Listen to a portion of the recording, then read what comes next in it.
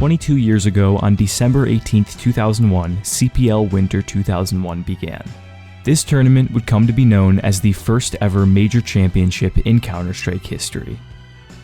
But first, I need to give a big thanks to Leadify for sponsoring this video. Leadify is an amazing tool that allows you to track and celebrate your unique Counter-Strike accomplishments. It tracks your personal bests and gives you after-match reports to see how well you did. They even have these little achievement badges that portray your accomplishments from any specific match. You can use the compare feature to compare your performance with your friends. Their special Leadify rating uses advanced statistics to reward smart plays and ignore useless frags, giving a more accurate representation of how you did in a game in one single stat line. And hey, even if you're not a numbers... I like Leadify. Why? Because we did the IEM Sydney qualifier game, right? Everybody was saying that I played trash. I checked the Leadify ratings. Boom. On top. You already know. Top of my team. Together with Kenny S and Nato Sphinx, by the way. Top of the team. Third one on the server. It is what it is. Person and you prefer the substance of the game. Leadify. Leadify automatically finds your best play from each match and sends you a highlight generated by All-Star. Thanks again, Leadify, for sponsoring this video. Follow my... That's why people use All-Star. I hate when I do Wrangler and it's an All-Star clip. Because why the hell do they take away the HUD? It's so annoying.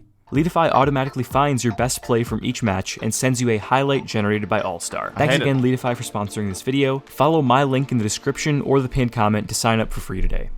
The format of this tournament is something that is important to understand to get the full context of the events. CPL Winter 2001 was played before the days of MR15 in short round times. Each round was 2.5 minutes long and the games were played first to 13. They played double elimination and every match was a best of 1. The map pool was also a bit... Once again, all the people from Valorant saying, oh, you always say that Valorant copied your game and now you copy us, MR12? No. We're going back to the roots. This is where we started. We're just going back to what we had, alright? Strange. They had a few familiar... MR12, that's us, that's CS. MR15, that's CS as well. It is what it is. Faces, Nuke, Dust2, Train, Cobblestone, and Inferno, but along with those 5 were Prodigy, Fire, Mill, and strangest of all, Aztec. The other weird thing about this map pool is that they didn't pick and ban maps like now. The map was set based on the round of the tournament. For instance, in the first round, everyone played on Cobblestone. Why is this tournament considered the first ever major? Well, it's because of its prize pool. $150,000 is more money than anything that had been offered in Counter-Strike before. At the time that CPL Winter 2001 was held, the second largest prize pool in CS history was a little under half of this, with WCG 2001's $70,000. Bro, 150k fucking whatever, 20 years ago or something? That's so much, no? Like, if you put it into perspective with inflation and everything, that's close to what we have right now in prize pools, probably, right? Prize pool. Notice how I said at the time of CPL Winter, not before. I remember buying my car couple of years back for what? For 50 bucks. Where have we gone, bro? Mother sucking inflation, dude. That's right, the 2 largest Counter-Strike tournaments ever were being held on the exact same days, on opposite sides of the world. Alright, now that the stage is set, let me introduce you to the people who showed up to compete in the largest CS tournament ever. The favorites to win this tournament were Ninjas in Pajamas. At this point, this team was not a major organization, it was just a Swedish gaming clan. This Swedish super team formed out of the best players from the region, featuring recognizable names like Heaton and Potty, as well as old school Swedish legends AHL, Hib, Median, and Vestlin. Just before CPL Winter, NIP kicked Norwegian superstar Executor due to him lacking the drive to practice. Executor didn't just quit though, he teamed up with the second best Swedish team at the time, Game Online. But it wasn't just the Swedes that came to play. An American squad called Extreme 3 also attended, and they were nothing short of a powerhouse. This team featured the core... Any of these guys still around? Bullseye, KS Sharp, Rambo. Of Rambo, K-Sharp, and Bullseye that would go on to become Team 3D, along with NA old school legends Big Dog and Chameleon.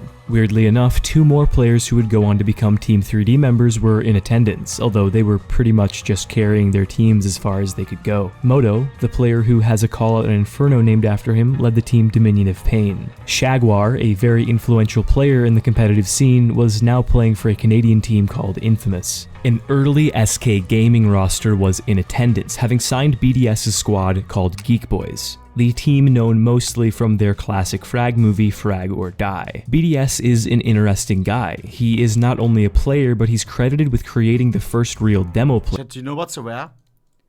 So many names. This is when they were at the top, right? This is when they were committed their life to CS. They were at the top. They participated in a huge tournament, 150k prize pool. But how many of them are still around? Like, for me, for example, like I remember like 2 names or something. I know Heaton, Moto. It's like your professional career. It's so short-lived now as a pro player, because metas move on. Maybe you get a little bit slower reaction time and stuff. If you don't do the switch to like streaming or coaching or something, where do you go? What do you do? Forrest is still here. True. Player, a program called Geekplay. He also went on to go into management with SK Gaming after his time playing there. Now let's get to the event. Our 4 teams are on a collision course with each other. The Ninjas absolutely demolished their first round opponent, True, winning 13-1. X3 and Games Online fire back, both of which winning 13-0 in their opening match. SK also progresses with fairly little resistance. In the second round, NIP falter against an American clan called RDW, but managed to steady the ship and win 13-10. Extreme 3 have to play a team called Massive Attack in the second round. This team was relatively unknown, but they were very good. The legendary Norwegian Quake 2 player Dark played for this squad, as did a young talent named Nikon, who would go on to do big things in Norwegians of America. It would be completely respectable if this game had been close. In fact, in hindsight, even a loss wouldn't be the end of the world, but of course, X3 didn't lose. The best efforts of Dark and Nikon only netted MA 3 rounds. Oh, and Games Online? They make it to the third round. Well, they don't just make it to the third round. GOL trounces their opponent without letting a single point through. Damn. Oh my god, good that I didn't stream on that day, bro. That would have been a knife giveaway right there. 13-0 jeepers. Only 26-0 in rounds in this tournament. SK progresses with little trouble once more against Jaguar's team Infamous. We're now in Winners Round 3. The winners of these matches makes it to Winners Semifinals. Extreme 3 play against Dominion of Pain featuring their future teammate Moto, and stomp them 13-1. Games Online faces their first real challenge with the French squad Arma team, and manage to hold them to 4 rounds. SK plays Infernum, a young Austrian— I wonder how many of you guys watch those games. Wonder what the percentages. If I ask now, a lot of people will troll, but I didn't watch these. I wasn't in. I joined CS super late. I joined CSGO because my friends, like my friends group, usually we played Call of Duty, Battlefield, and then they said, yo, let's play some CS. And I was like, what? And that was when? 2015. Joined early 2015, very, very late. And then went down the rabbit hole. But not the gameplay rabbit hole, the skins rabbit hole. Where? Oh my god. Max Skillet and Tea with Milk and Sugar, they both got me into skins. And Ruffle Monster. I think I was always hovering around like MG. Team whose core would go on to become the first ever iteration of Mouse Sports. And shockingly, I was always maining Aztec and Cobblestone. Oh my god. Aztec, I fucking love you. Get upset. And further forwards, SK loses their first match in the losers bracket as well, to one of the 2 teams that Game Online beat 13-0 earlier in the tournament. SK is out. NIP meets an English-Dutch mix team called Four Kings. Heaton, one of the stars on NIP, really did not like Four Kings. They had a larger organization supporting them, and as such, they were able to go to more tournaments. And Heaton resented them for that. And he got that anger out. In this match, one of the most iconic moments in Counter-Strike history occurred. Here is Heaton versus Four Kings.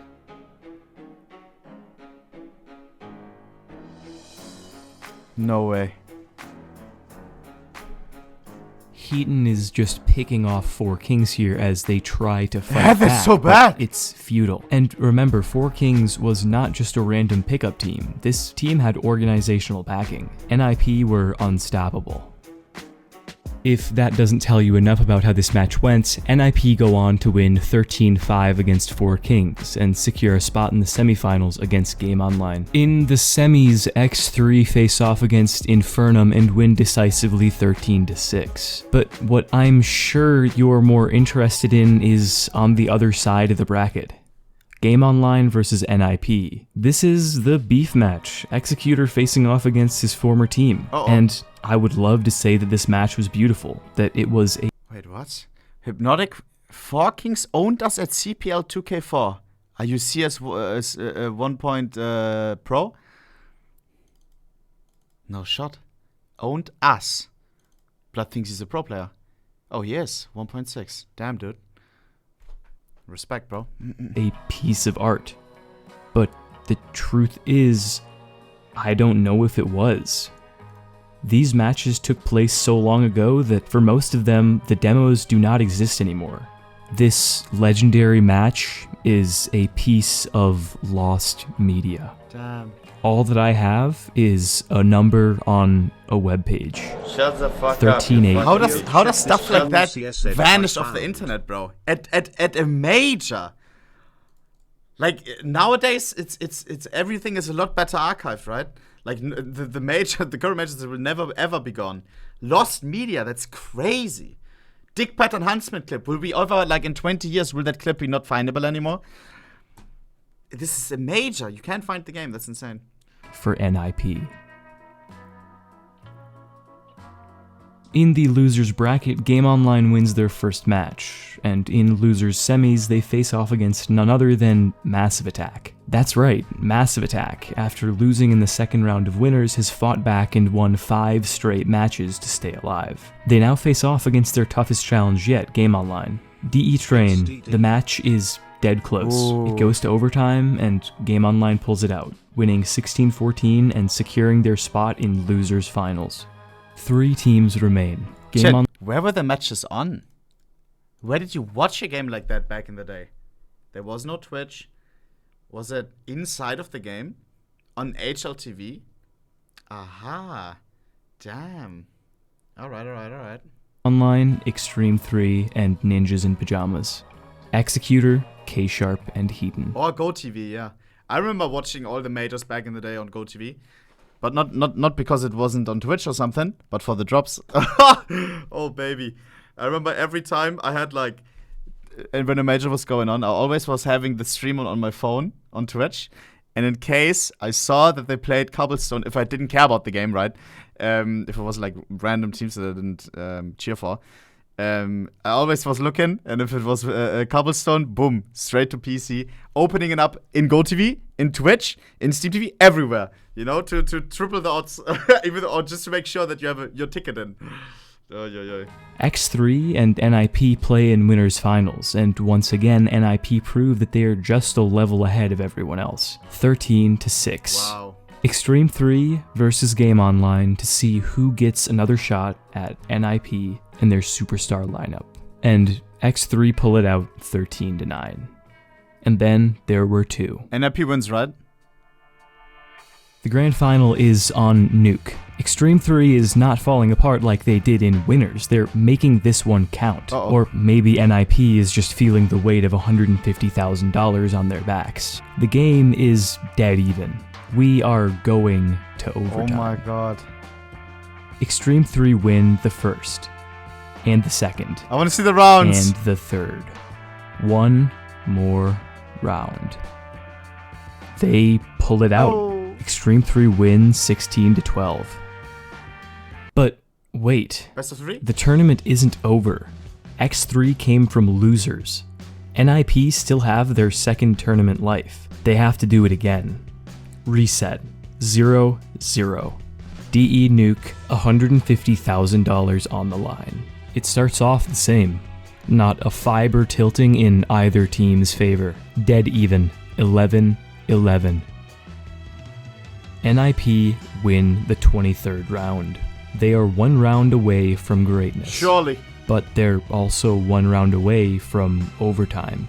The heartbreaking thing about this is that this last pivotal round is another piece of lost media. No! The round that changed Counter-Strike forever. How? Gone, like... How? What? That's crazy to me. Not a single... I guess there were no screen recorders and shit, right?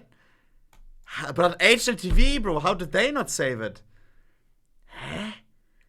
Bro, the grand finals of of Major. I literally have it. Yeah, okay, dude. On your USB drive, right? Jeepers. Ashes in the wind, only in the memories of those who were present. 1311 NIP. Game and set. Zack. Maybe if this grand final had ended differently, X3 would have became the big esports org, and NIP would be a weird, nostalgic clan name. Probably not, but that $25,000 difference in prize money goes a long way. Wait, Or 25k, that's it? I thought it's 150k tournament, where's all the money?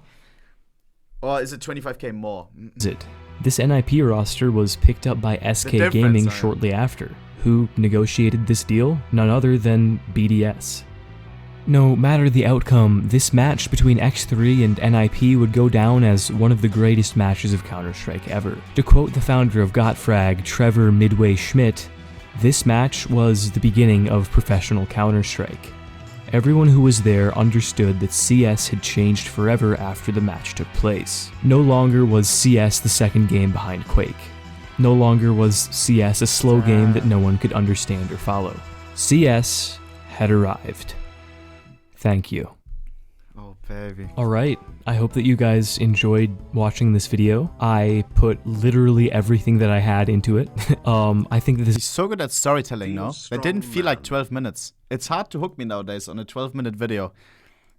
Like, usually I say, nah, bro, cut that shit up to 30 seconds, sum it up, put it into a TikTok, you know? 12 minutes, just like that. That was fantastic. What is my best video by far. It was really fun to make. I look forward to making another video in this style, but it'll probably be a little while because these ones take ages to fully edit. But I guarantee you that there will be a sequel to this. Not necessarily like the next CPL tournament or whatever, not even necessarily something else from this era, but there will be another video in this style, just because it was so much fun for me to make. But yeah, I hope that you guys enjoyed this one, and I might not see you next week. I've got a busy week coming up. I might not be able to pump out another one in time, but I'm assuming that I will. So still expect one, but if there isn't one, don't be surprised. No need to say like weekly and stuff. Upload whenever you want to upload.